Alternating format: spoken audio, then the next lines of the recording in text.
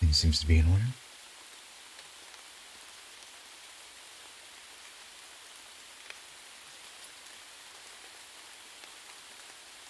Let's go to heaven.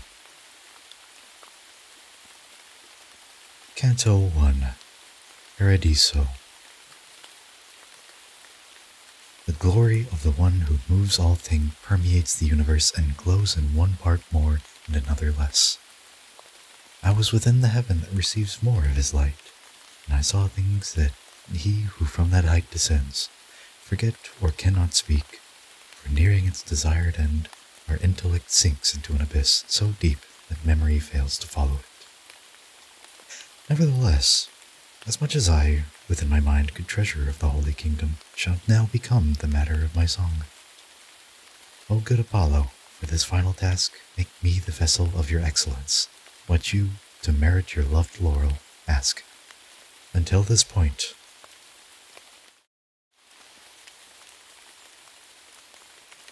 one of Parnassus's peaks sufficed for me, but now I face the test, the agon that is left. I need both crests.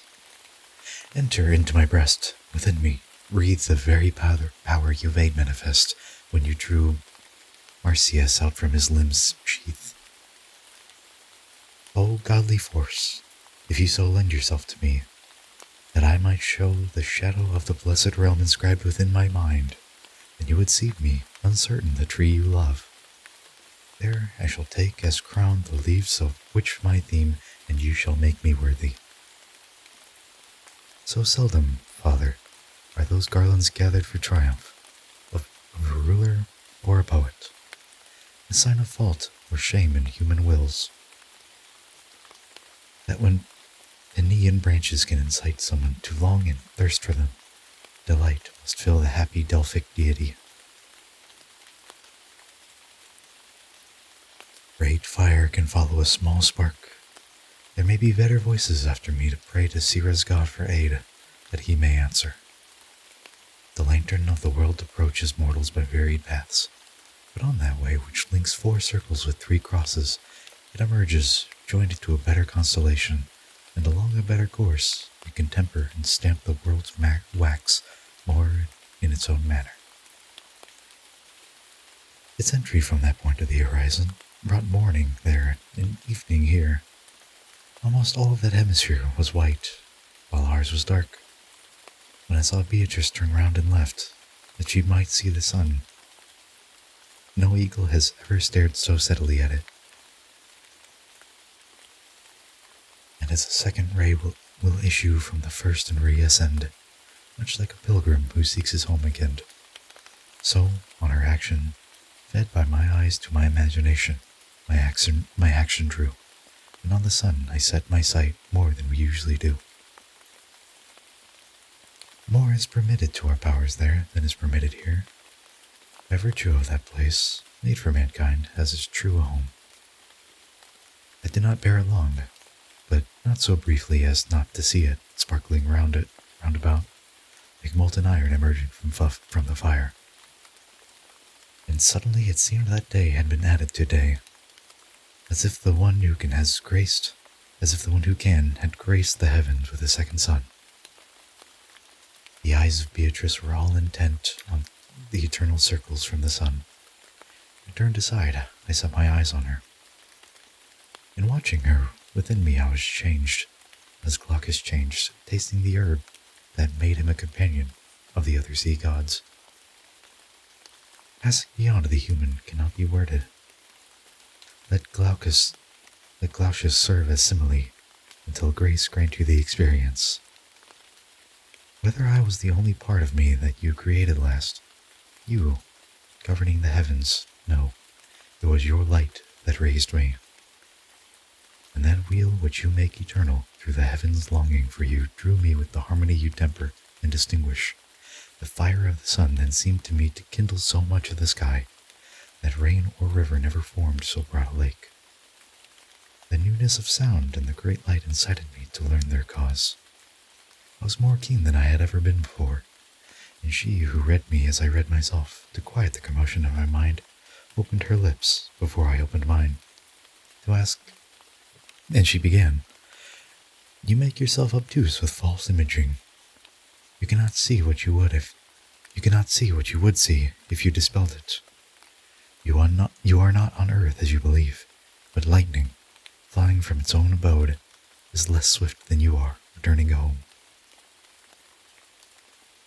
While I was freed from my first doubt by these brief words, she smiled to me, but was yet caught in new perplexity. I said, "I was content already, after such great wonder." I rested. But again, I wonder how my body rises past these lighter bodies. At which, after a sigh of pity, she settled her eyes on me with the same look a mother casts upon a raving child. She began, "All things among themselves possess an order, and this order is the form that makes the universe like God. Here do the higher beings see the imprint of the eternal worth, which is the end to which the pattern I have mentioned tends. Within that order, every nature has its bent, according to a different station, nearer or less near to its origin. Therefore, these natures move to different ports across the mighty sea of being, each given the impulse that will bear it on. This impulse carries fire to the moon. This is the motive force in mortal creatures. This binds the earth together, makes it one. Not only does the shaft shot from this bow strike creatures lacking intellect, but those who have intelligence and who can love.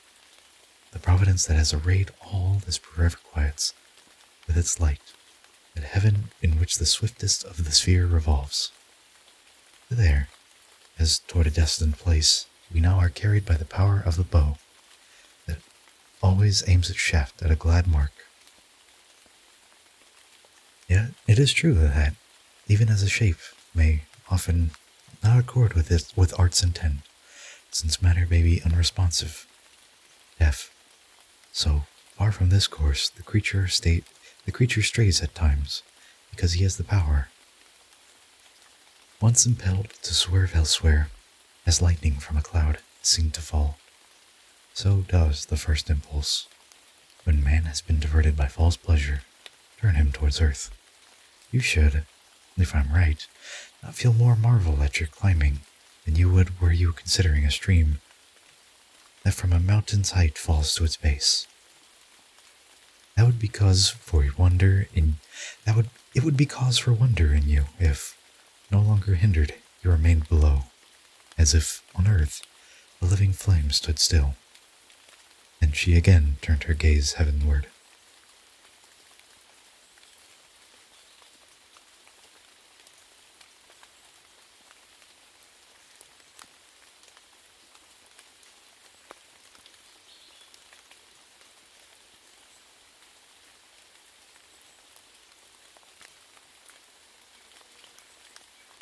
Pardon me?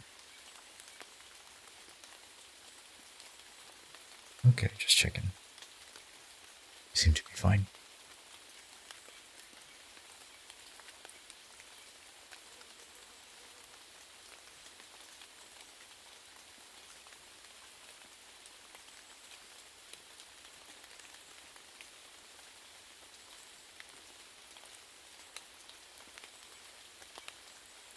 Canto 2, Paradiso. O you who are within your little bark, eager to listen, following behind my ship that, singing, crosses the deep seas, turn back to see your shores again. Do not attempt to sail the seas I sail. You may, by losing sight of me, be left astray. The waves I take were never sailed before. Minerva breathes, Apollo pilots me, and the 9 muses show to me the bears. You other few who turned your minds in time unto the bread of angels, which provides many here with life, but hungering for more, may indeed commit your vessel to the deep salt sea, keeping your course within my wake, ahead of where waves smooth again. Those men of glory, those who crossed to the Colchis, when they saw Jason turn into a plowman, were less amazed than you will be amazed. the thirst that is innate in everlasting thirst. Thirst for the godly realm bore us away as swiftly as the heavens that you see. Beatrice gazed upward. I watched her, but in a span perhaps no longer than an arrow takes to strike, to fly, to leave the bow. I reached a place where I could see that something wonderful drew me, and she, from whom my need could not be hidden, turned to me.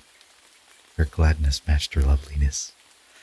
"Direct your mind to God in gracefulness," she said. "He has brought us to the first star." It seemed to me that we were covered by a brilliant, solid, dense, and stainless cloud, much like a diamond that the sun has struck. Into itself, the everlasting pearl received us, just as water will accept a ray of light and yet remain intact. If I were a body, and on Earth we cannot see how things material can share one space, the case when body enters body, then should our longing be still more inflamed to see that essence in which we discern how God and human nature were made one. What we hold here by faith shall there be seen, not demonstrated, but directly known, even as the first truth that man believes. I answered, "With the most devotion I can summon, I thank him who has brought me far from the mortal world. But now tell me, what are the dark marks on this planet's body, that there below, on Earth, have made man tell the tale of Cain?" She smiled somewhat, and then she said, "If the opinion mortals hold falls into error, and the senses' key cannot unlock the truth, you should not be struck by the arrows of amazement once you recognize that reason, even when supported by the senses, as short wings. But tell me what you think of it yourself. And what seems to us diverse up here is caused, I think, by matter dense and rare. And you certainly will see that your belief is deeply sunk in error if you listen carefully as I rebut it. Or rebut it. The eighth sphere offers many lights to you, and you can tell that they, in quality and size, are stars with different visages. If rarity and density alone cause this, then all the stars would share one power, distributed in lesser, greater, or equal force. But different powers must be fruits of different formal principles. Were you correct, only one would be left, the rest destroyed. And more, were rarity the cause of the dim spots you question, then in part the planet would lack matter through and through, or else as, in a body, lean and fat can alternate, so would this planet alternate the pages in its volume. To validate the first cause, in the sun's eclipse, the light would have to show through, just as when it crosses matter that is slender. This is not so. Therefore we must consider the latter case. If I annul that too, then your opinion surely is confuted. If rarity does not run through and through the moon, then there must be a limit to where thickness does not allow the light to pass. From there, the rays of sun would be thrown back, just as from glass that hides lead at its back, a ray of colored light returns, reflected. Now, you will say that where a ray has been reflected from a section farther back, that ray will show itself to be more dim. Yet, an experiment, were you to try it, could free you from your gavel.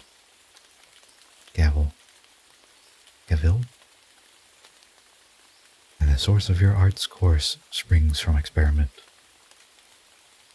Taking 3 mirrors, place a pair of them at equal distance from you. Set the third midway between the two, but further back. Then, turning towards them, at your back have placed a light that kindles the 3 mirrors and returns to you, reflected by all. Although the image in the farthest glass will be of lesser size, there you will see that it must match the brightness of the rest. Now, Just as the submatter of the snow beneath the blows of the warm rays is stripped of both its former color and its cold, so is your mind left bare of error. I would offer now to you a new form, light so living that it trembles in your sight. Within the heaven of the godly peace revolves a body in whose power lies the being of all things that it enfolds. The sphere that follows, where so much is shown to varied essences, bestows that being, the stars distinct and yet contained in it. The other spheres, in ways diverse, direct the diverse powers they possess, so that these forces can bear fruit, attain their aims.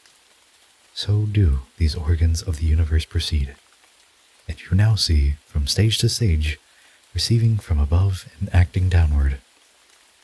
Now do attend to how I pass by way. Now do attend to how I pass by way of reason to the truth you want, that then you may learn how to cross the ford alone. The force and motion of the holy spheres must be inspired by the blessed movers, just as the smith imparts the hammer's art. And so, from the deep mind that makes it wheel, the sphere that many lights adorn receives that stamp of which it then becomes the seal. And as the soul within your dust is shared by different organs, each most suited to a different potency, so does that mind unfold and multiply its bounty through the varied heavens, though that intellect itself revolves upon its unity. With the dear body that it quickens, and with which, as life in you, is bound. It too is bound. Each different power forms a different compound. Because of the glad nature of its source, the power mingled with a sphere shines forth as gladness through the living pupil shines. From this, and not from matter rare or dense, derive the differences from light to light. This is the forming principle, producing comforting with its worth, the dark, the bright.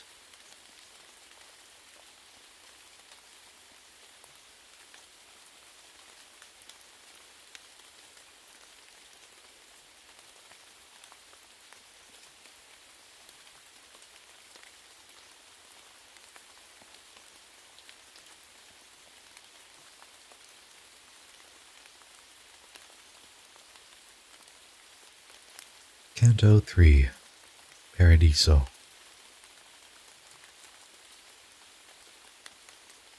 That sun which first had warmed my breast with love had now revealed to me, confuting, proving the gentle face of truth, its loveliness, and I, in order to declare myself corrected and convinced, lifted my head as high as my confessional required. But a new vision showed itself to me. The grip in which it held me was so fast that I did not remember to confess. Just as, returning through transparent, clean glass, or through waters calm and crystalline, so shallow that they scarcely can reflect, the mirrored image of our faces meets our pupils with no greater force than that of pearl which had, as when displayed on a white forehead, so faint that many faces I saw keen to speak. Thus, my mistake was contrary to that which led the man to love the fountain. As soon as I had noticed them, thinking that what I saw were merely mirrorings, I turned around to see who they might be, and I saw nothing.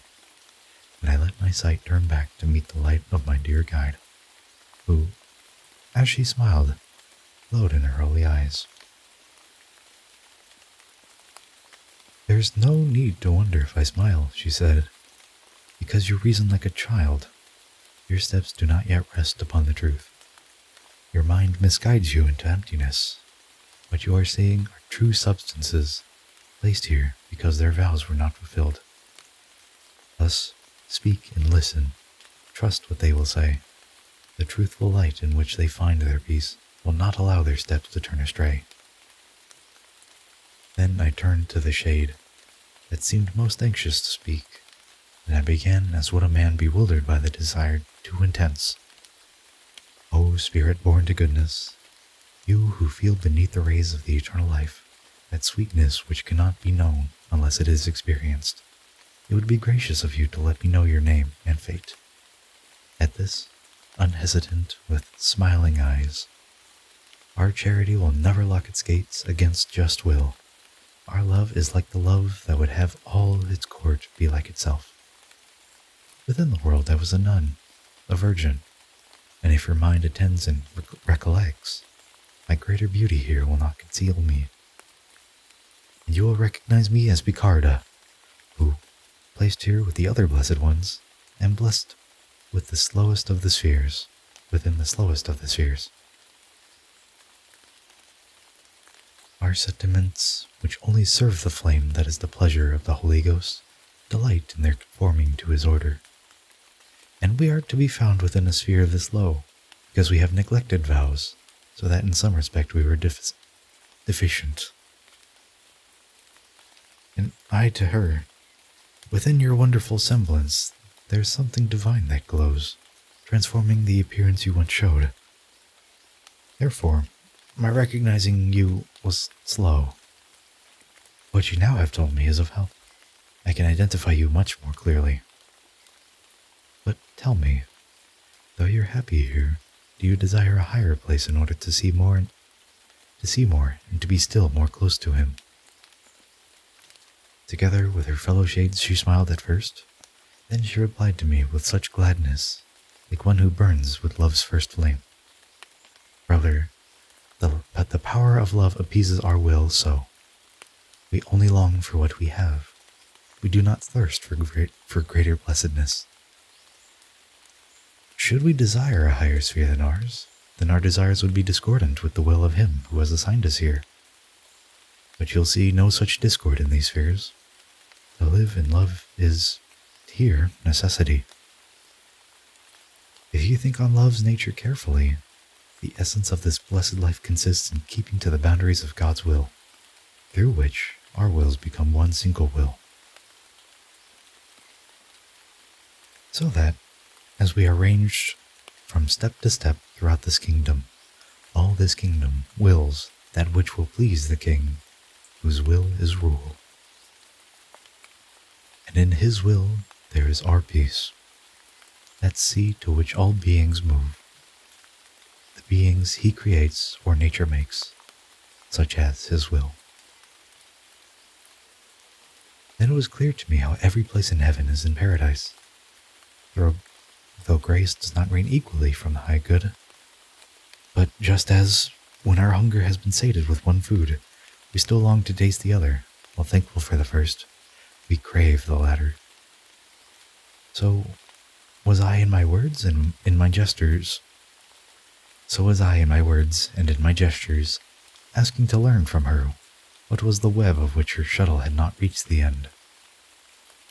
A perfect life, she said, and her high merit in heaven, up above, a woman whose rule governs those who, in your world, would wear nun's dress and veil, so that, until their death, they wake and sleep with that spouse who accepts all vows, that love conforms us unto his pleasure.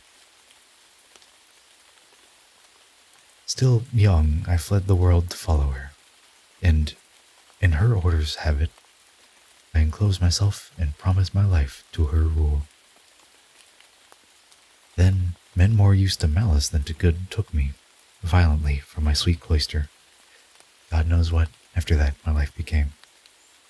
This other radiance that shows itself to you at my right hand, a brightness kindled by all the light that fills our heaven. She has understood what I have said. She was a sister, and from her head, too, by force, the shadow of the sacred veil was taken. But though she had been turned back to the world against her will, against all honest practice, the veil upon her heart was never loosed. This is the splendor of the great Costanza, who from the Swabians' second guest engendered the one who was their third and final power. This said, she then began to sing Ave Maria, and, while singing, vanished as a weighty thing will vanish in deep water. My sight, which followed her as long as it was able to when she was out of view, returned to where its greater longing lay, and it was wholly bent on Beatrice. But she then struck my eyes with so much brightness that I at first could not withstand her force, and that made me delay my questioning.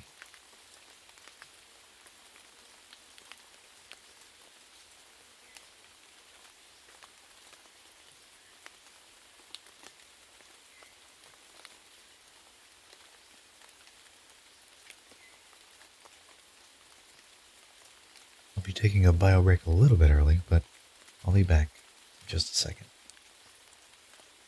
Hang tight.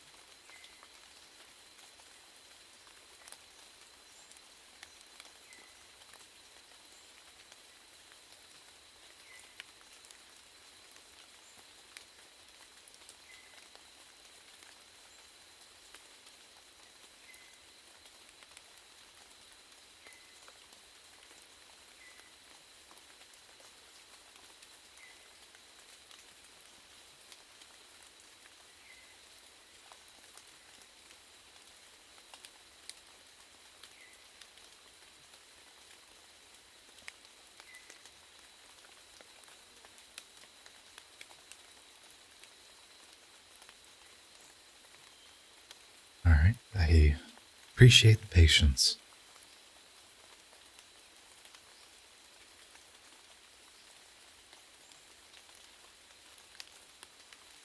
Canto 4, Paradiso.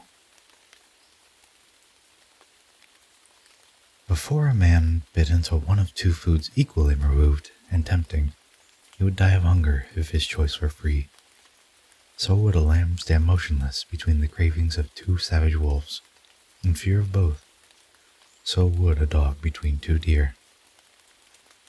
Thus I need neither blame nor praise myself when both my doubts compelled me equally.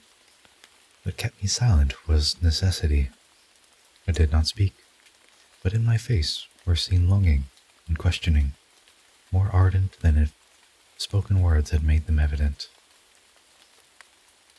Then Beatrice did just as Daniel did when he appeased Nebuchadnezzar's anger, the rage that made the king unjustly fierce. She said, "I see how both desires draw you, so that your anxiousness to know is self-tangled and cannot express itself." Self-entangled. You reason, if my will to good persists, why should the violence of others cause the measure of my merit to be less?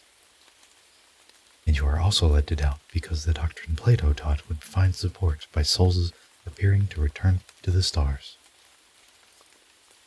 These are the questions that, within your will, is equally for answers. Therefore, I shall treat the most insidious question first. I appreciate the hydrate.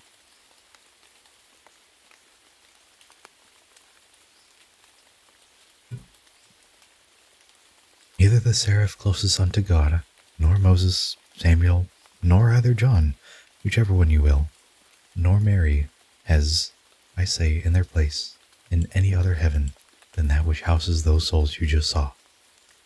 No, nor will their blessedness last any longer, but all those souls grace the Empyrean, and each of them has gentle life, though some sense the eternal spirit more, some less. They showed themselves to you here, not because this is their sphere, but as a sign for you that in their Empyrean, their place is the lowest. Alright, you want to redeem another hydrate? I can do another hydrate.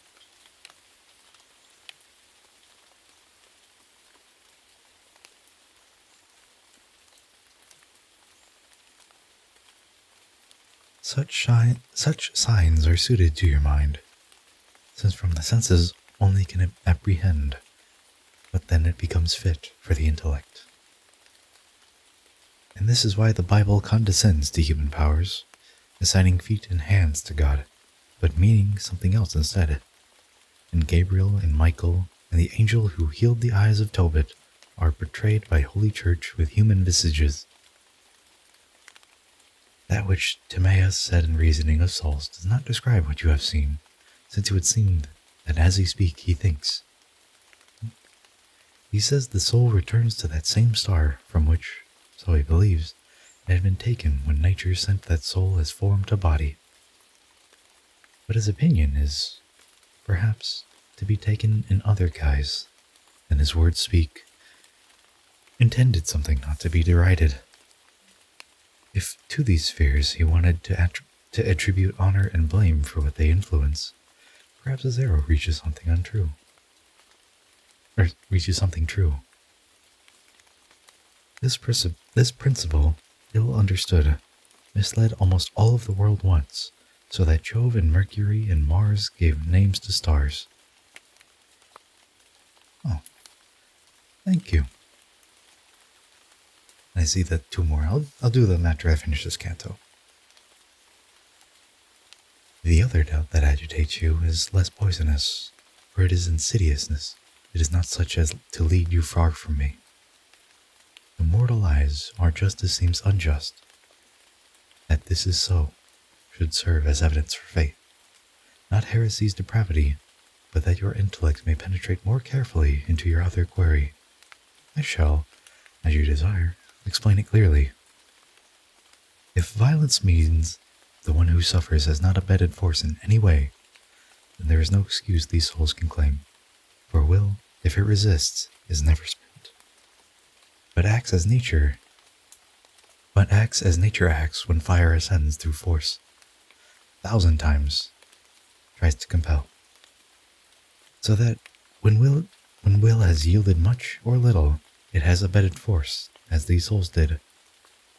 They could have fled back to their holy shelter, had their will been as whole as that which held Lawrence to fast at the gate, and that which made of Mucius one who judged his own hand. Then once freed, they would have will to find the faith from which they had been dragged. But it is all too seldom that a will is so intact. And through these words, if you have grasped their bent, you can eliminate the argument that would have troubled you again, and often. But now another obstacle obstructs your sight. You cannot overcome it by yourself. It is too wearying to try. I've set it in your mind as something certain, that souls in blessedness can never lie, since they are always near the primal truth. But from Picarda you are also able to hear how Constance kept her love of the veil, and here Picarda seems to contradict me. Before this, brother, it has often happened to flee menace, men unwillingly did what should not be done. So did Alcmaeon, to meet the wishes of his father, kill his mother, not to flail in filial piety. He acted ruthlessly. what is happening in the story. At that point, I would have you see, force to which one yielded mingles with one's will, and no excuse can pardon their joint act. Absolute will does not concur in wrong, but the contingent will, through fear that its resistance might bring greater harm, consents. Therefore, Picarda means the absolute will when she speaks, and I am the relative, so that the two of us have unspoken truth. Such was the rippling of the holy stream issuing from the fountain from which springs all truth. It set to rest both my longings. Then I said, O beloved of the first lover, O you, divine, whose speech so floods and warms me that I feel more and more life. However deep my gratefulness, it cannot match your grace with grace enough, but he who sees and can, may he grant recompense. I now see well, we cannot satisfy our mind unless it is enlightened by the truth beyond whose boundary no truth lies. Mind, reaching that truth, rests within it as a beast within its lair. Mind can attain the truth. If not, all our desires were in vain. Therefore, our doubting blossoms like a shoot out from the root of truth. Therefore, our doubting blossoms like a shoot out from the root of truth. This natural urge spurs us towards the peak, from height to height. Lady, my knowing why we doubt invites, sustains, my reverent asking you about another truth that is obscure to me. I want to know if, in your eyes, one can amend for unkept vows with other acts. Good works your balance will not find too scant.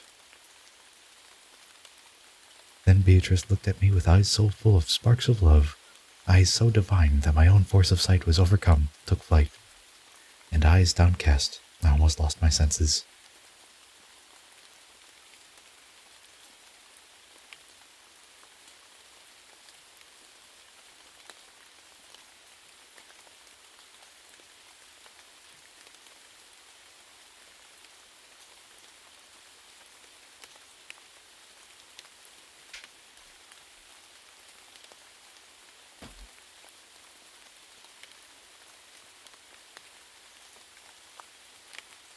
Okay. And I got your hydrates. Don't worry about that, Leaf. Ready for Canto 5, Paradiso. If in the fire of love I seem to flame beyond the measure visible on earth, so that I overcome your vision's force, you need not wonder. I am so because of my perfected vision. As I grasp the good, so I approach the good in act. Indeed, Indeed, I see that in your intellect now shines the never-ending light. Once seen, that light, alone and always, kindles love. And if a lesser thing allure your love, it is a vestige of that light which, though imperfectly, gleams through that lesser thing. You wish to know if, through a righteous act, one can repair a promise unfulfilled, so that the soul and God are reconciled. So Beatrice began this canto, and as one who does not interrupt her speech, so did her holy reasoning proceed. The greatest gift the magnanimity of God as he created gave, the gift most suited to his goodness, gift that he most prizes, was the freedom of the will. Those beings that have intellect, all these and none but these, received, and do receive this gift. Thus you may draw, as consequence, the high worth of a vow, when what is pledged with your consent encounters God's consent. For when a pact is drawn between a man and God, then through free will, a man gives up what I have called his treasure, his free will. What then can be a fitting compensation? To use again what you have offered would mean seeking to do good with ill-got gains. But now you understand the major point. But since the Holy Church gives dispensations, it seems in contrast with the truth I stated. You need to sit at, you see, yeah. One sec. You need to sit at table somewhat longer. The food that you have taken was tough food. It still needs help if you are to digest it. Open your mind to what I shall disclose, and hold it fast within you. He who hears but does not hold what he has heard earns nothing. Two things are of the essence. When one vows a sacrifice, the matter of the pledge, and then the formal compact one accepts. This last can never be annulled until the compact is fulfilled. It is of this that I have spoken to you so precisely.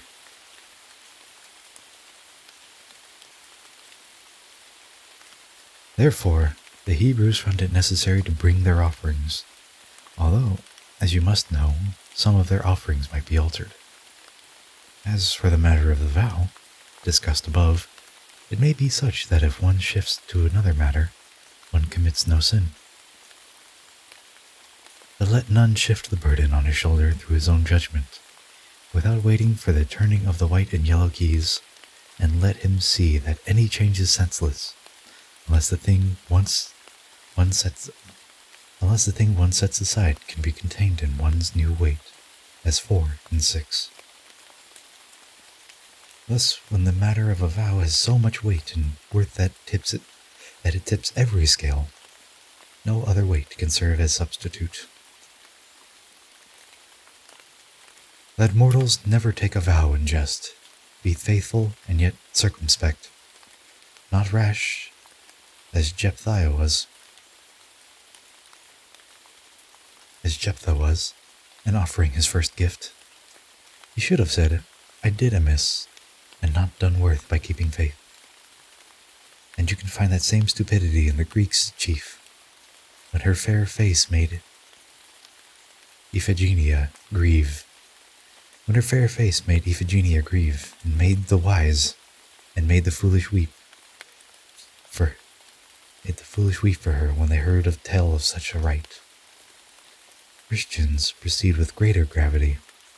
Do not be like a feather at each wind, nor think that all immersions wash you clean. You have both testaments, the old and new. You have the shepherd of the church to guide you. You need no more than this for your salvation.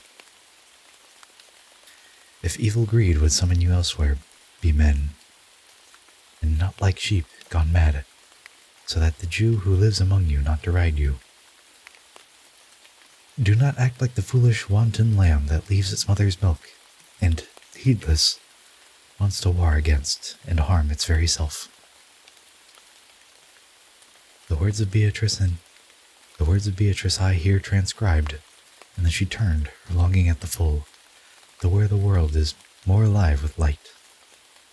Her silence and the change in her appearance imposed a silence on my avid mind, which was now ready to address new questions. And even as an arrow that has struck the mark before the bow cord comes to rest, so did we race to reach the second realm. When she had passed into the heaven's light, I saw my lady fitted with so much gladness that, at her joy, the planet grew more bright. And if the planet changed and smiled, what then did I, who by my very nature am given to every sort of change, become?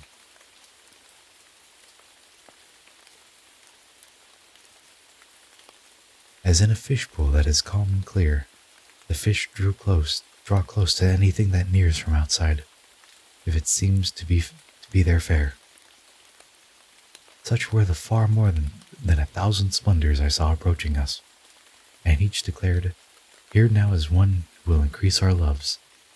And even as each shade approached, one saw, because of the bright radiance it sent forth, the joyousness with which that shade was filled. Consider, reader, what your misery and need to know still more would be if, at this point, what I began did not go on. And you will, unassisted, feel how I longed so to hear those shades narrate their state as soon as they appeared before my eyes. O you born unto gladness, whom God's grace allows to see the thrones of the eternal triumph before your war of life ended. The light that kindles us is that same light which spreads through all of heaven. Thus, if you would know us, sate yourself as you may please. So did one of those pious spirits speak to me, and Beatrice then urged, Speak, speak confidently. Trust them as you trust God's. I see plainly how you have nested in your own light. See, you draw it from your eyes, because it glistens even as you smile. But I do not know who you are or why, good soul. Your rank is in a sphere concealed from mortals by another planet's rays. Said this as I turned towards the light that first addressed me, and at this it glowed more radiantly than it had before.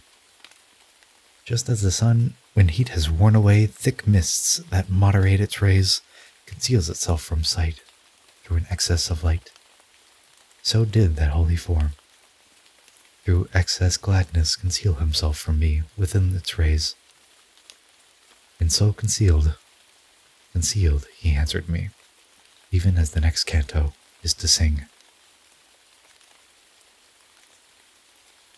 You get that hydrate too?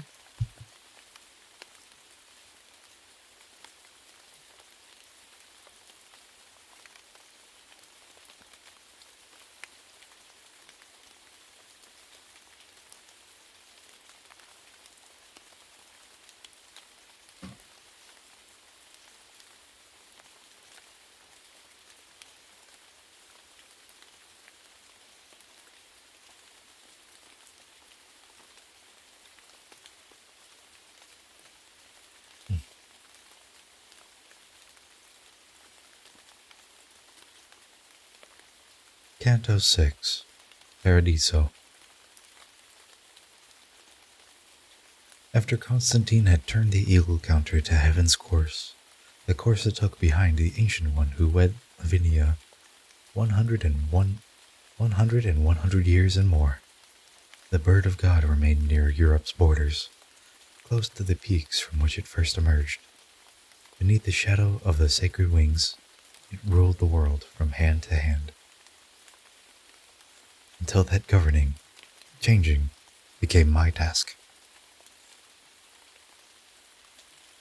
Caesar I was, and am Justinian, who, through the will of primal love, I feel removed, the vain and needless from the laws. Removed the vain and needless from the laws. Before I grew attentive to this labor, I held that but one nature, and no more, was Christ's, and in that faith I was content. But then the blessed Agapetus,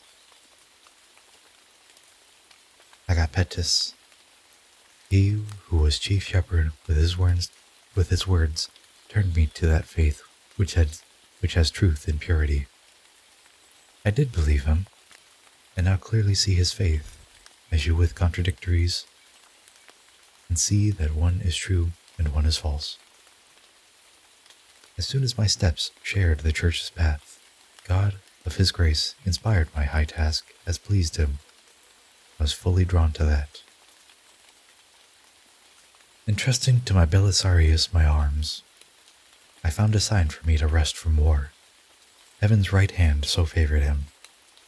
My answer to the question you first ask ends here, and yet the nature of this answer leads me to add a sequel, so that you may see with how much reason they attack the sacred standard, those who seem to act on its behalf and those opposing it.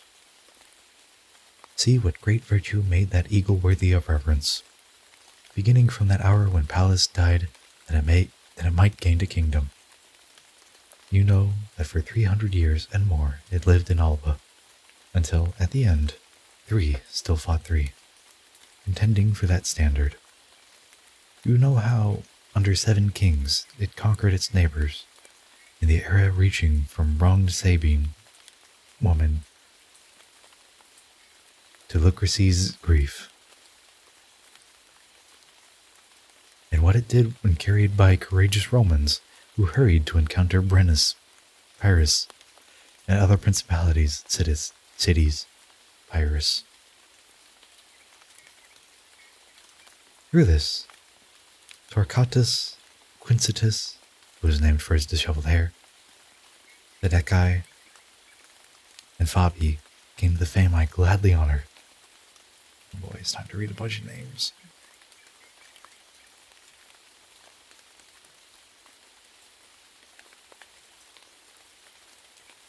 No, too far.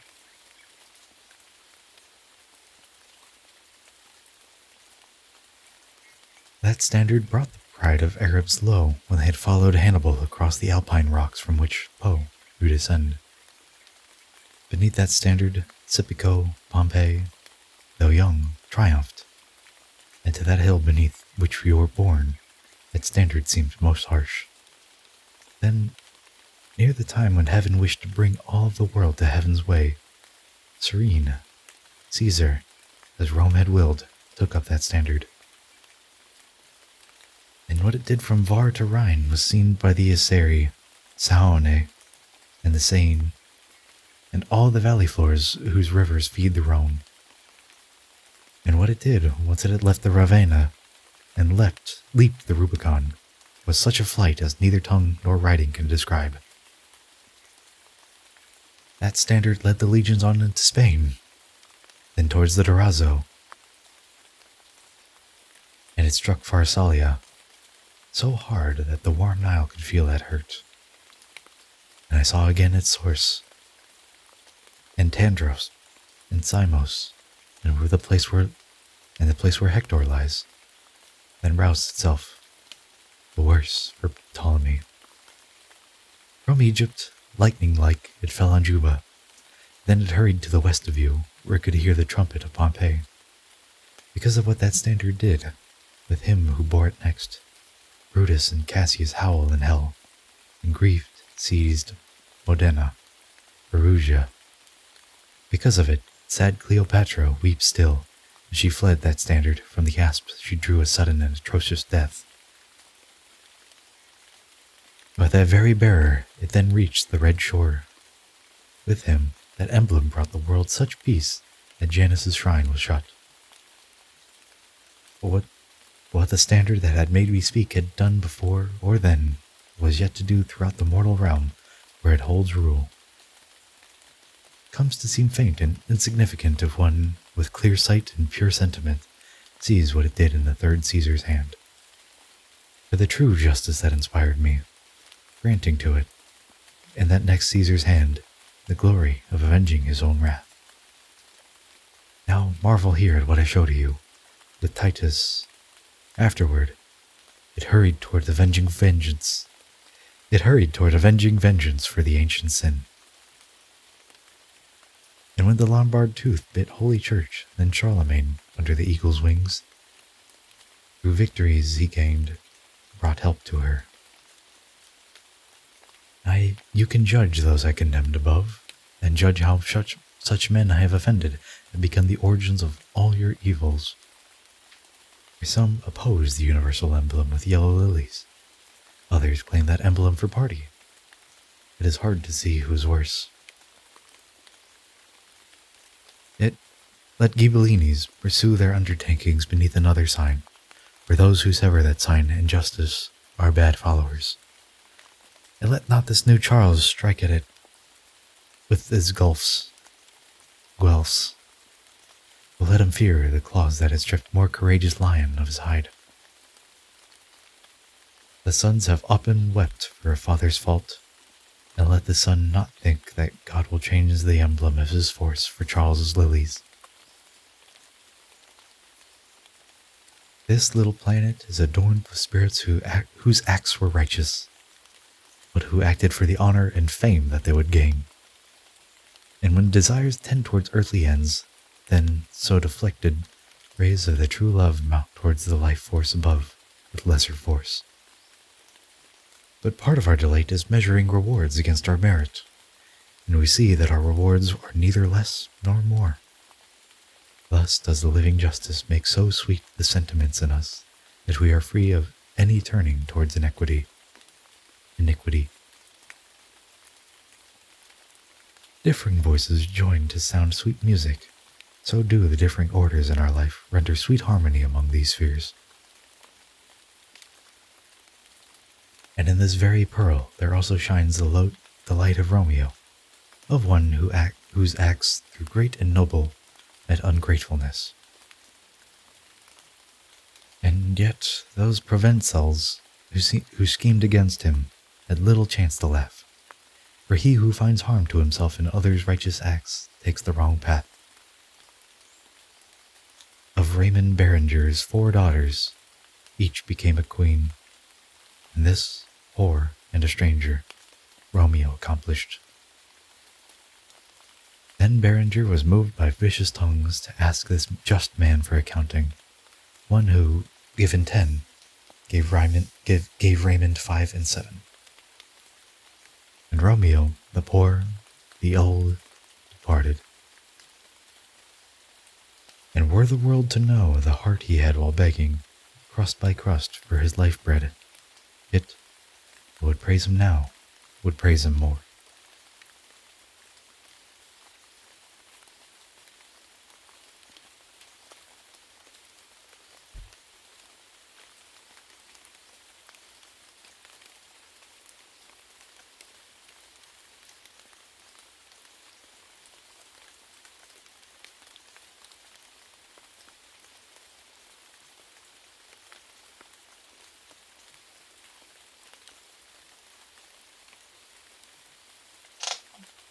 Canto 7, Paradiso. Hosanna Sanctus Deus Sabaoth, super illustrans claritate tua, felices ignis horam malakoth. Thus, even as he wheeled to his own music, I saw that substance sing, that spirit flame above whom double lights were twinned. And he and his companions moved within their dance. And as if they were the swiftest sparks, they sped out of my sight because of sudden distance. I was perplexed, and to myself I said, Tell her, tell her, tell her, the lady who can slake my thirst with her sweet drops. And yet, the reverence that possesses all of me, even on hearing only bee and ice, had bowed my head. I seemed a man asleep.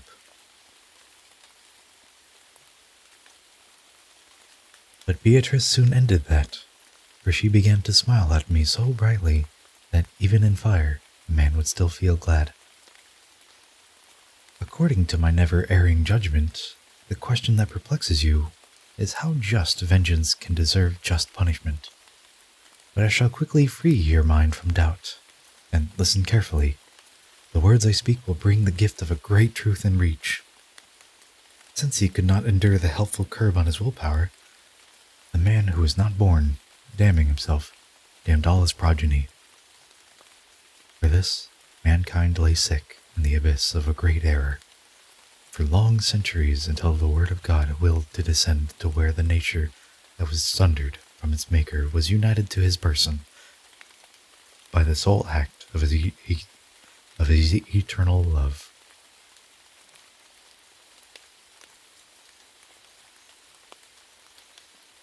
Now set your sight on what derives from that.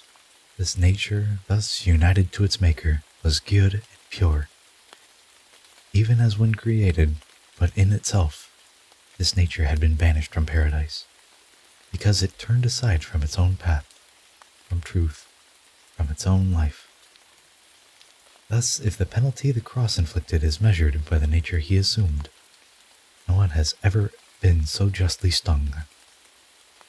Yet none was ever done so great a wrong if we regard the person made to suffer. He who had gathered in himself that nature, thus from one action issued differing things. God and the Jews were pleased by one same death. Earth trembled for that death, and heaven opened. You need no longer find it difficult to understand when it is said that just vengeance was then avenged by a just court. But I now see your understanding tangled by thought on thought into a knot, from which with much desire your mind awaits release. You say, "What I have heard is clear to me, but this is hidden from me. Why God willed precisely this pathway for our redemption. Brother, this ordinance is buried from the eyes of everyone whose intellect had not matured within the flame of love. Nevertheless, since there is much attempting to find this point, but little understanding, I shall tell why that way was the most fitting. The godly goodness that has banished every envy from its own self burns in itself, sparkling so. It shows eternal beauties. All that derives directly from the goodness is everlasting, since the seal of goodness impresses an imprint that never alters.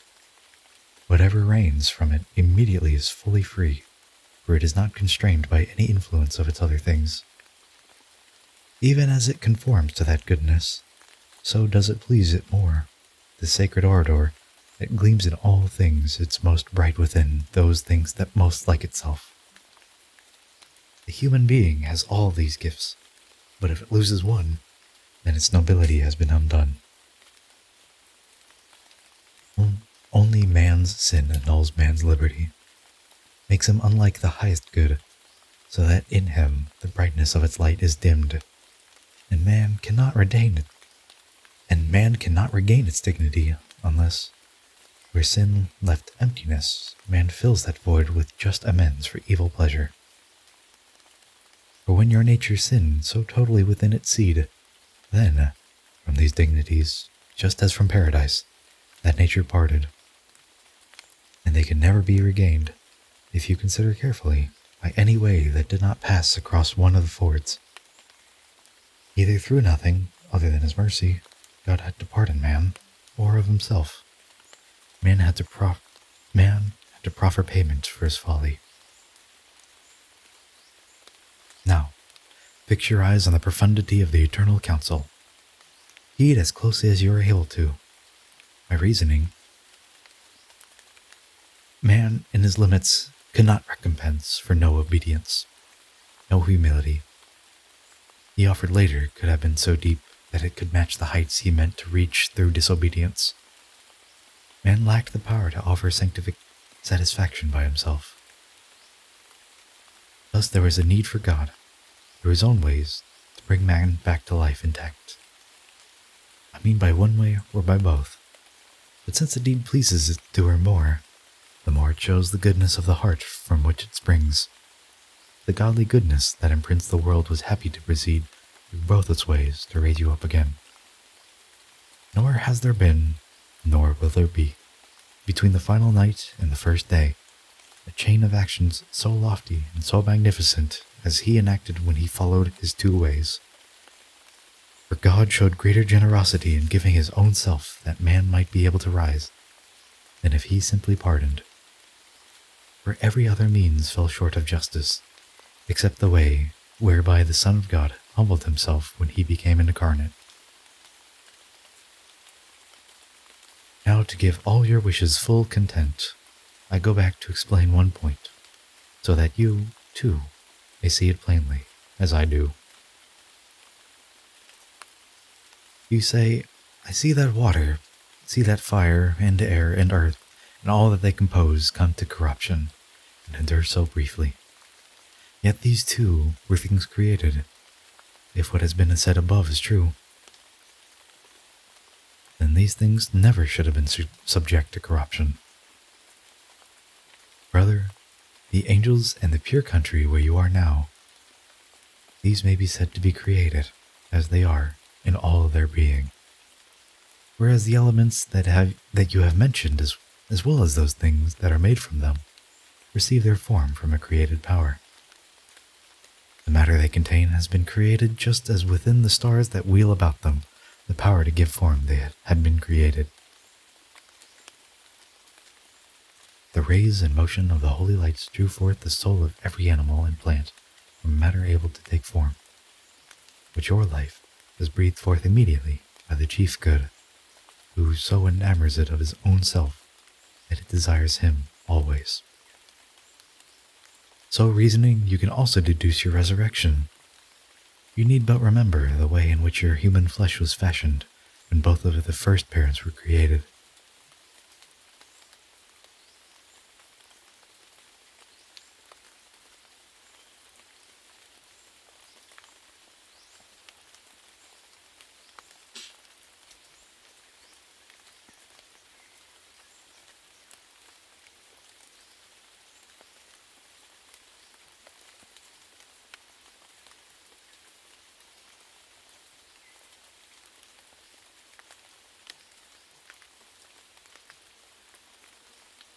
Canto 8, Paradiso.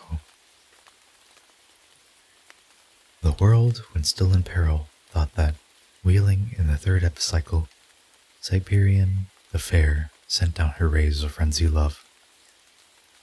So that, in ancient error, ancient peoples not only honor her with sacrifices and votive cries, but honored too Dione and Cupid, one as mother, one as son of Cyprian, and told how Cupid sat in Dido's lap, gave the name of her with whom I have begun this canto, to the planet that is courted by the sun, at times behind her and at times in front. I did not notice my ascent to it, yet I was sure I was in Venus when I saw my lady grow more beautiful. And just as in a flame a spark is seen, and as in plain song a voice in voice is heard, one holds the note, the other comes and goes.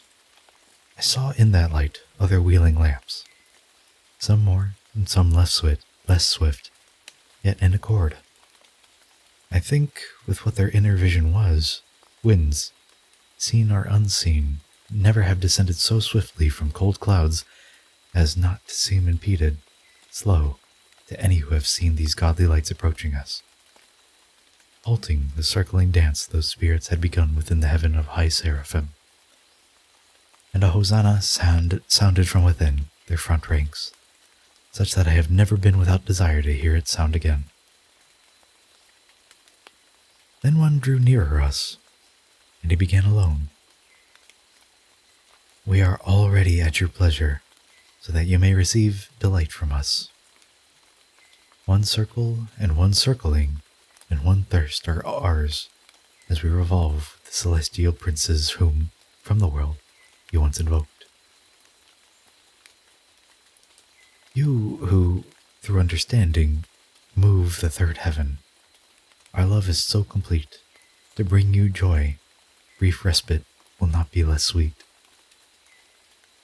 After my eyes had turned with reverence to see my lady, after her consent had brought them reassurance and content, they turned back to the light that promised me so much and said, "Tell me, who are you?" I asked, in a voice stamped with loving sentiment. And how much larger, brighter did I see that spirit grow when, as I spoke, it felt new gladness added to its gladness. Less changed, it then replied, "The world held me briefly below, but had my stay been longer, much evil that would not have been. My happiness, surrounding me with rays, keeps me concealed from you.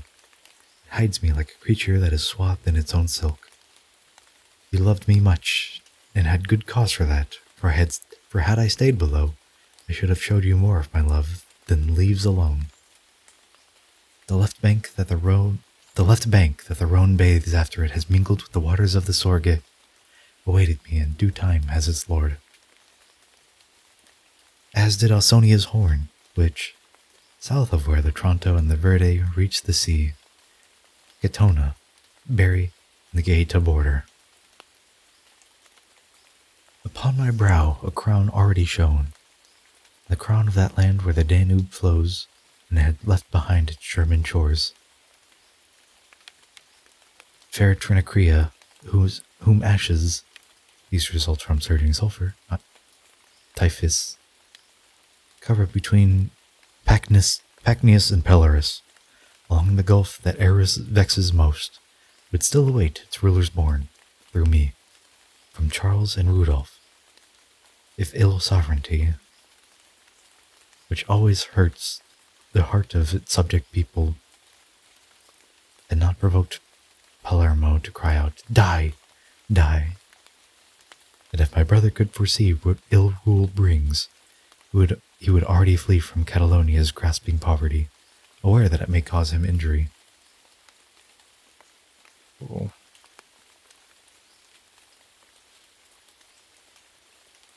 For truly there is need for either him or others to prevent his loaded boat from having to take on still greater loads. His nature is descended from one who is generous, and he needs soldiers who are not bent on filling up their coffers.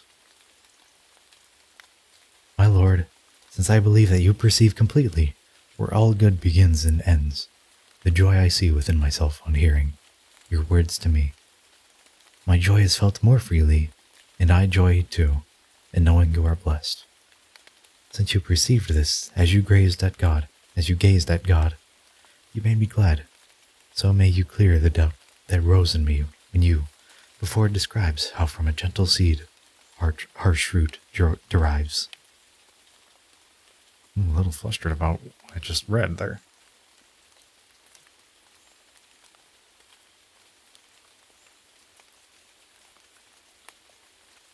Too late to switch a translation.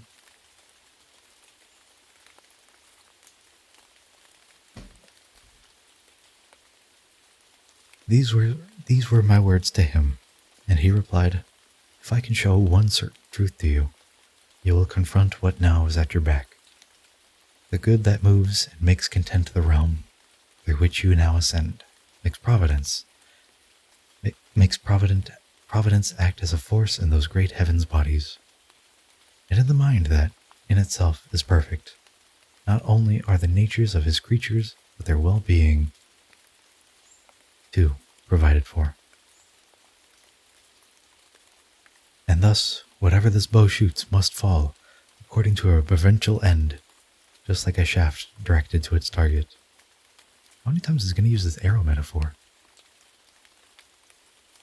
Were this not so, the heavens you traverse would bring about effects in such a way that they would not be things of art but shards.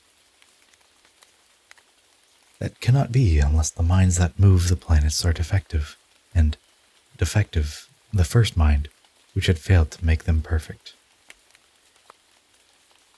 Would you have this truth still more clear to you? No, I see that it is impossible for nature to fall short of what is needed. He answered, "Tell me, would a man on earth be worse if he were not a citizen?" "Yes," I replied, "and here I need no proof." "Can there be citizens if men below are not diverse, with diverse duties?" "No. If what your master writes is accurate, until this point," that shade went on, deducing. Then he concluded, "Thus the roots from which your tasks proceed must needs be different. So, one is born a Solon, one a Xerxes, and one a Melchizedek, and another he who flew through the air and lost his son. Revolving nature, serving as a seal for mortal wax, plies well its art, but it does not distinguish one house from another. Thus, even from the seed, Esau takes leave of Jacob, and because he had a father so base, they said Quirinus was Mars's son. Engendered natures would forever take the path of those who engendered them. Did not divine provision intervene? Now that which stood behind you stands in front, but so that you may know the joy you give me, I would now cloak you with a corollary. Where nature comes upon a discrepant fortune, like any seed outside its proper region, nature will always yield results. Nature will always yield results awry. But if the world below would set its mind on the foundation nature lays as its base to follow, it would have its people worthy. But you twist to religion one whose birth made it more fit to gird a sword and make a king of one more fit for sermoning, so that the track you take is off the road.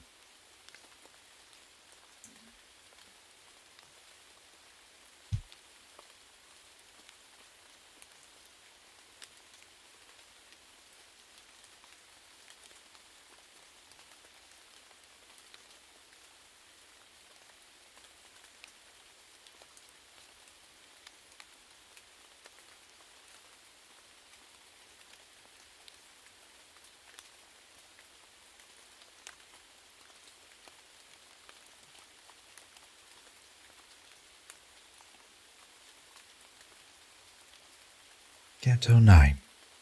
Paradiso. Fair Clemens, after I had been enlightened by your dear Charles, he told me how his seed would be defrauded, but he said, "Be silent and let the years revolve." All I can say is this: lament for vengeance well deserved will follow on the wrongs you are to suffer. And now the life soul of that holy light turn to the sun that fills it, even as the goodness that suffices for all things.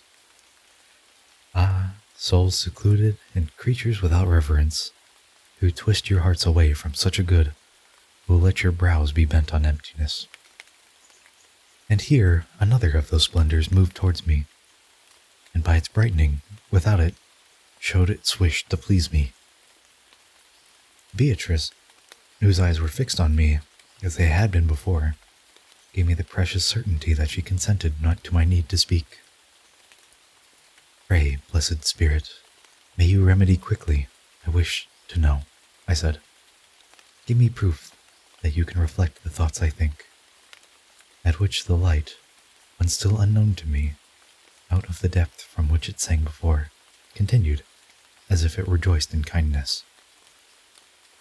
"In that part of indecent Italy that lies between Ritalo and the springs from which the Brenta and the Piave stream, raises a hill of no great height, from which a firebrand descended, and it brought much injury to all the land about. Both he and I were born of one same root. Quiniza was my name, and I shine here because the planet's radiance conquered me. But in myself I pardon happily for the reason for my fate. I do not grieve, and vulgar minds may find this hard to see, of the resplendent, precious jewel that stands most close to me within our heaven. Much fame still remains and will not die away before this 100th year returns five times. See then if man should not seek excellence. Oh, at his first life bequeath another life. Thank you so much for the raid, Eris. I'm just doing a little bit of reading. We're up in heaven, reading the Paradiso book of the Divine Comedy. Ow.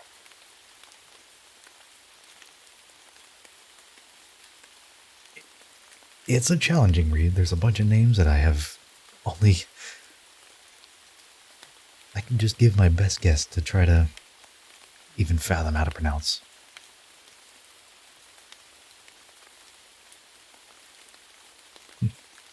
I see a couple coming in. Of the resplendent, precious jewel that stands most close to me within our heaven, much fame still remains and will not die away. Before this 100th year returns 5 times, see then if man should not seek excellence, at his first life bequeath another life. And this, the rabble that is now enclosed between the adage and the tagliamento, does not consider, nor does it repent despite its scourgings. And since it would shun its duty, at the marsh Padawans will stain the river course that bathes Vicenza, and where the Sile and the Cagnano flow in company, one lords it, arrogant. The net to catch him is already sent. Peltry shall yet lament the treachery of her indecent shepherd, act so filthy, that for the like none ever entered prison. The vat to hold the blood of the Ferraress would be too large indeed, and weary he who weighs it ounce by ounce. The vat that he, generous priest, will offer up to show fidelity to his Guelph party. Guelph party. And such gifts will suit the customs of that land. Above are mirrors. Thrones is what you call them. From them God in judgment shines on us, and thus we think it right to say such things. I think we're on Venus right now. We're looking up at biblically accurate angels, and thrones look like mirrors, I guess. It's a bunch of light. A lot of light motifs. Here she was silent and appeared to me to turn towards other things, re-entering the wheeling dance where she had been before. The other joy, already known to me as precious, then appeared before my eyes, like a pure ruby struck by the sun's rays. On high, joy is made manifest by brightness, as here on earth by smiles. But down below, the shade grows darker when the mind feels sorrow. God can see all, I said, and, blessed Spirit, your vision is contained in him, so that no wish can ever hide itself from you. Your voice has always made the heavens glad, as has the singing of the pious fires that made themselves a cowl of their 6 wings. Why then do you not satisfy my longings? I would not have to wait for your request if I could enter you as you do me. The widest valley into which the waters spread from the sea that girds the world. His words began. Between discrepant shores extends eastward so far against the sun that when those waters end at the meridian, that point when they began was on the horizon. I lived along the shoreline of that valley, between the Ebro and the Magra, whose brief course divides the Genoese and the Tuscans. Genoese? I think it's Genoese. Beneath the same sunset, the same sunrise, I both Bougie and my own city. Bugea. I'm reading it. Here. Why would I both Bugea and my own city, which once warmed its harbor with its very blood. Those men to whom my name was known called me the Volco. And even as the sphere received my imprint, so as I impressed with its. For even Bellus's daughter, belonging both Cyaeus, Creusa, did not burn more than I did, as long as I was young.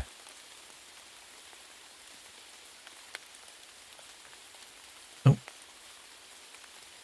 Nor did the Rhodopean woman, who Demophoon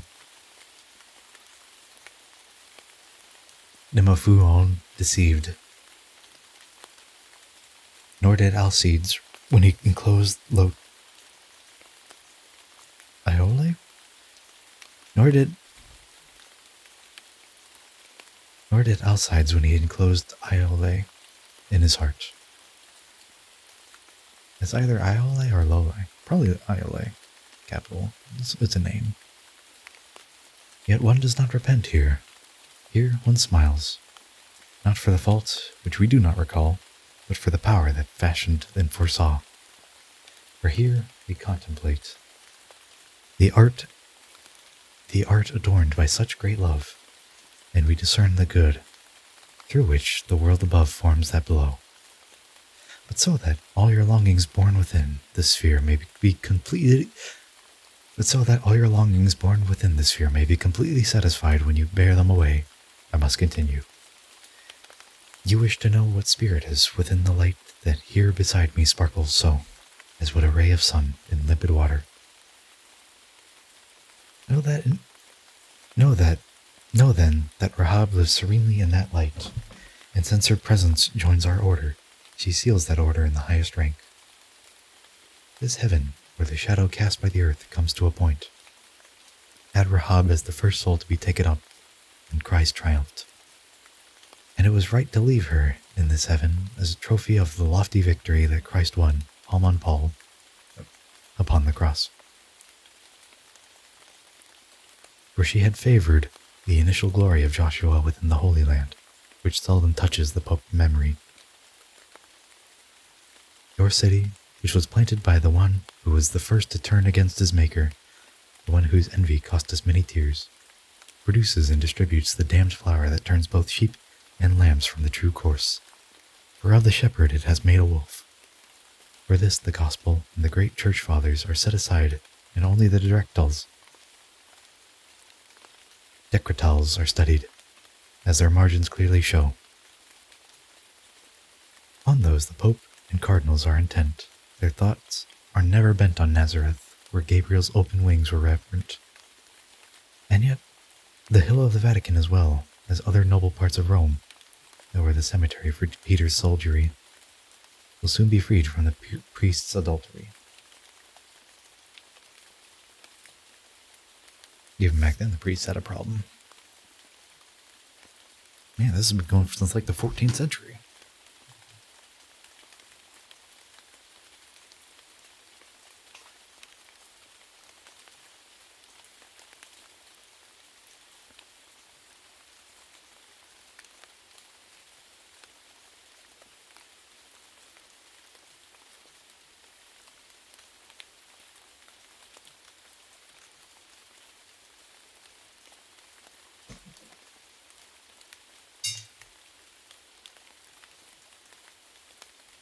You know what I'm going to do? I'm going to take another bio break while this ad just starts careening towards me.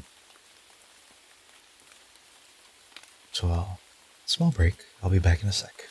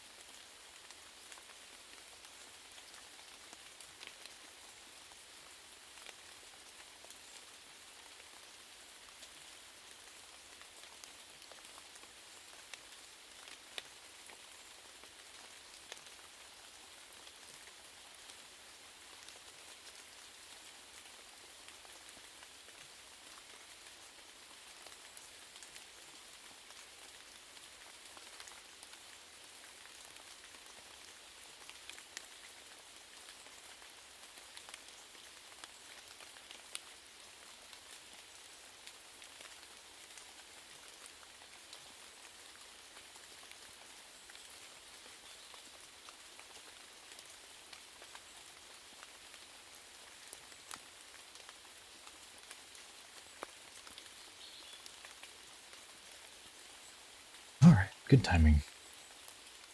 Canto 10, Paradiso.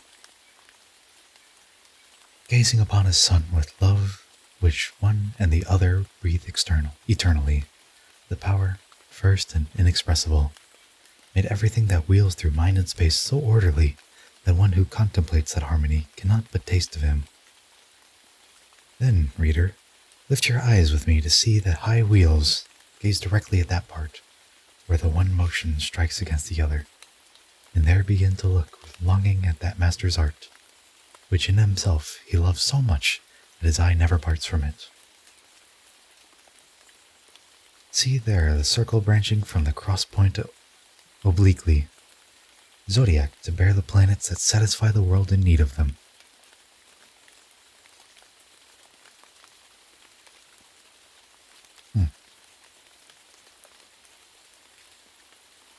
For if the planets' path were not aslant, much of the heavens' virtue would be wasted, and almost every power on earth be dead. And if the zodiac swerved more or less far from the straight course, then Earth's harmony would be defective in both hemispheres. Okay then.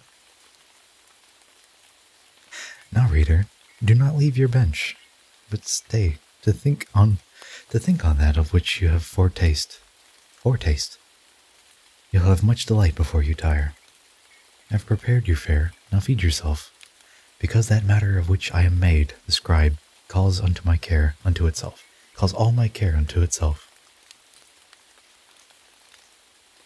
The greatest minister of nature, he who imprints the earth with heaven's word, and with his light provides the measurement for time, since he was in conjunction with the part I noted, now is wheeling through the spirals where he appears more early every day. And I was with him, but no more aware of the ascent than one can be aware of any sudden thought before it starts. The one who guides me so from good to better is Beatrice, and on our path her acts have so much swiftness that they span in no time. How bright within themselves must be the lights I saw on entering the sun, for they were known to me by splendor, not by color. Oh man, we got some geocentrism in there as well. Though I should call on talent, craft, and practice, my talent cannot help them be imagined, but you can trust, and may you long to see it.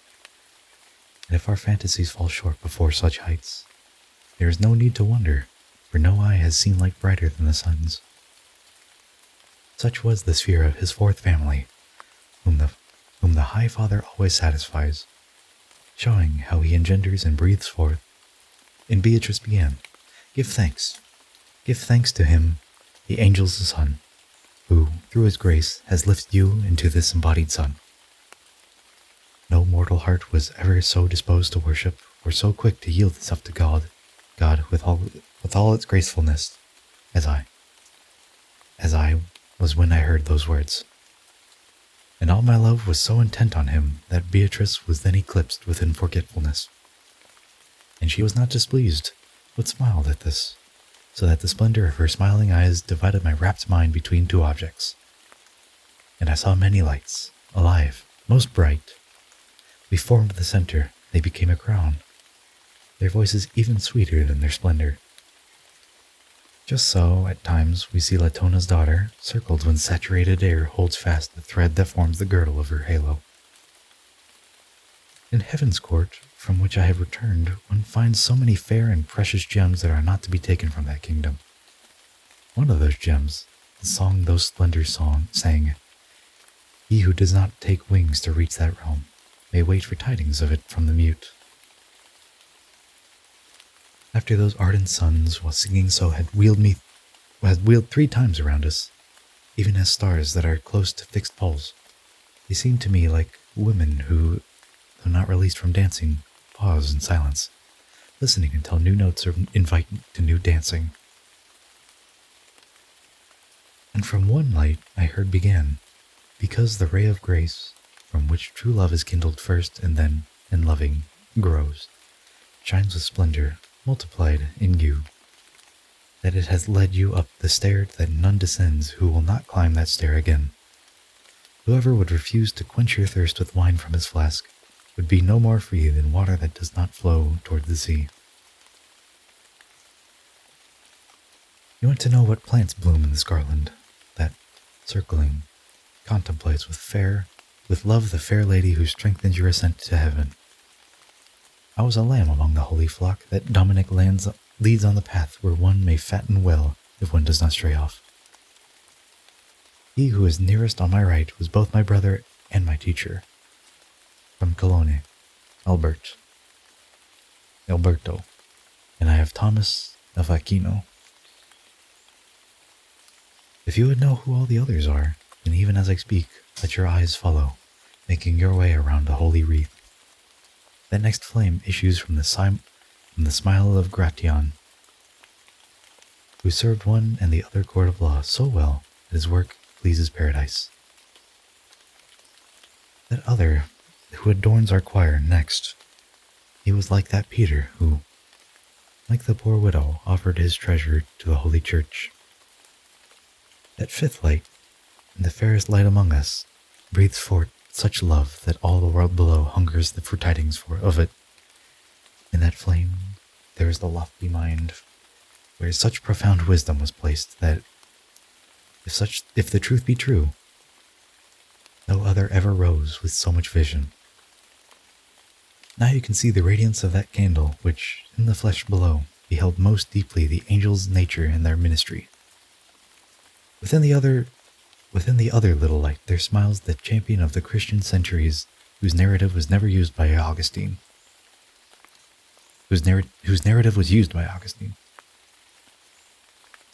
Now if your mind's eye, following my praising, was drawn from light to light, you must already be thirsting for the eighth within that light, because he saw the greatest good.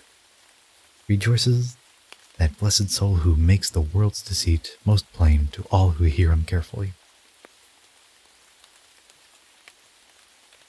The flesh from which his soul was banished lies below, within the Ciel-Darrow, and he came from martyrdom and exile to this place.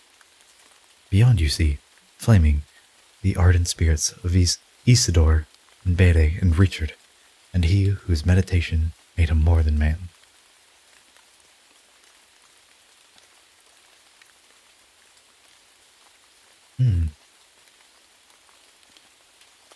This light from whom your gaze returns to me contains a spirit whose oppressive thoughts made him see death as coming much too slowly. It is the everlasting light of Seeger, who, when he lectured the street of straw, demonstrated truth that earned him envy. Then, like a clock that calls us at the hour in which the bride of God, on waking, sings matins to her bridegroom. I'm learning all kinds of words. Encouraging his love, when each clock both drives and draws, chiming the sounds with notes so sweet that those with spirit well disposed feel their love grow. So did I see the wheel that moved in glory go round and render voice to voice with such sweetness, such accord that they cannot be known except where joy is everlasting.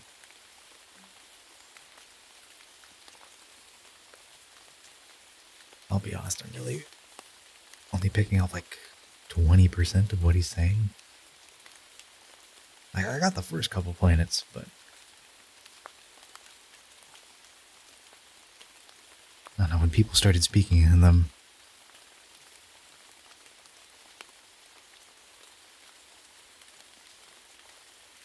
and it's a difficult read. I'm just reading words. I don't have to understand them.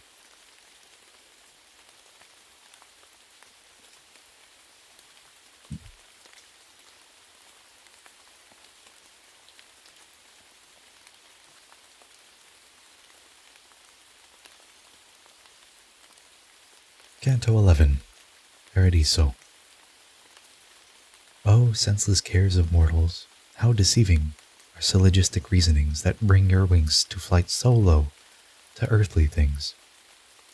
One studied law, and one the aphorisms of the physicians. One was set on the priesthood, and one, through force or fraud, on rulership. One meant to plunder, one to politic. One labored, tangled in the lights of flesh, and one was fully bent on indolence. While I, delivered from our servitude to all these things, was in the height of heaven with Beatrice, so gloriously welcomed. After each of those spirits had returned to the place in the ring where it had been, it halted like a candle in its stand. and from within the splendor that had spoken to me before I had heard him, as he smiled, become more radiant, more pure, begin. Even as I grow bright within its rays, so, as I gaze at the eternal light, I can perceive your thoughts and see their cause. You are in doubt. You want an explanation in language that is open and expanded, so clear that it contents your understanding of 2 points, where I said they fatten well, and where I said no other ever rose. And here one has to make a clear distinction. The providence that rules the world with wisdom so fathomless that creatures' intellects are vanquished and can never probe its depth. So that the bride of him who, with loud cries, had wed her with his blessed bond, might meet her love with more fidelity and more assurance in herself. On her behalf commanded that there be 2 princes, one on this side, one on that side, as her guides. One prince was all seraphic in his ardor, the other for his wisdom, and possessed the splendor of cherubic light on earth. I shall devote my tale to one, because in praising either prince one praises both. The labors of the 2 were towards one goal. Between Topino's stream and that which flows down from the hill that blessed Ubaldo's chose, from a high peak there hangs a fertile slope. From Perugia feels both heat and cold at Portosol, while behind it sorrow, Nocera and Gualdo under their hard yoke. From this hillside, where it abates its rise, a son was born into the world, much like the sun when it is climbing from the Ganges. Therefore let him who names this site not say Assisi, which would be to say too little, but Orient, if he would name it rightly.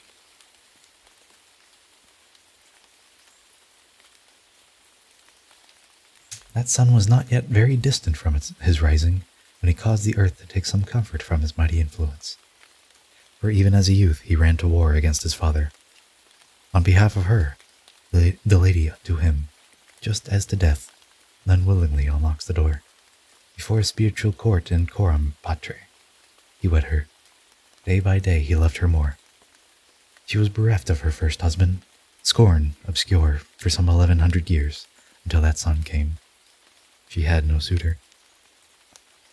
Nor did it help her when men heard that he who made earth tremble found her unafraid, serene, with amiclas, when he addressed her, amiclas. Nor did her constancy and courage help when she, even when Mary stayed below, suffered with Christ upon the cross. So that I not tell you my tale too darkly, you may now take Francis, and take poverty to be lovers meant in my recounting. Their harmony and their glad looks, their love and wonder, and their gentle contemplation served others as a source of holy thoughts. So much so that the venerable Bernard went barefoot first. He hurried towards such peace, and though he ran, he thought his pace too slow. O wealth unknown, O good that is so fruitful! Aegidius goes barefoot, and Sylvester behind.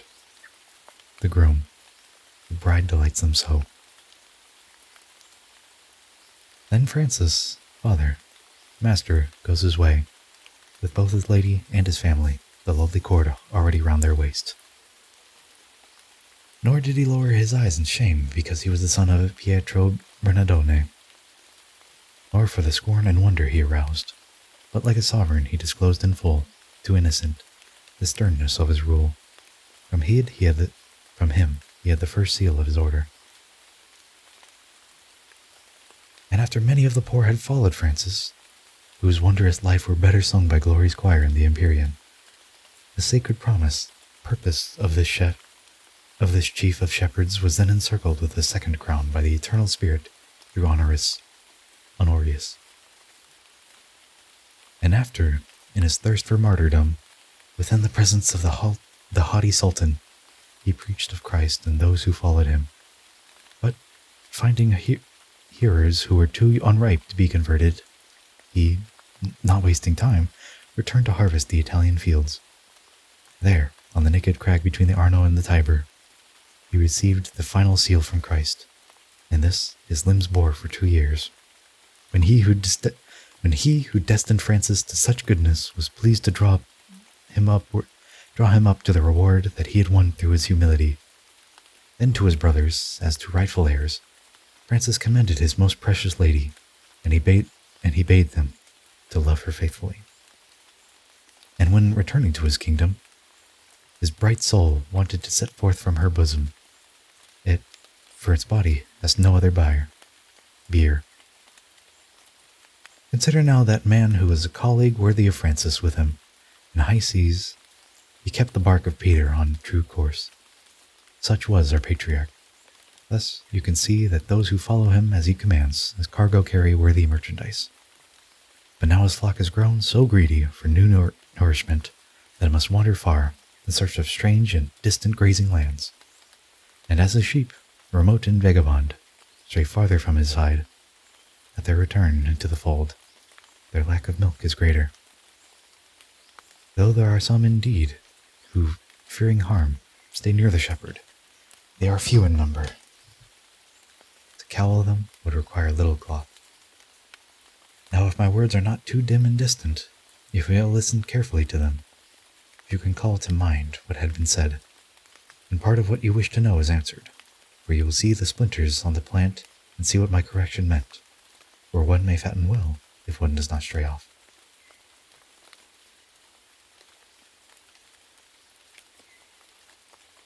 Alright, I think that wraps it about here, so I'm going to see if I can't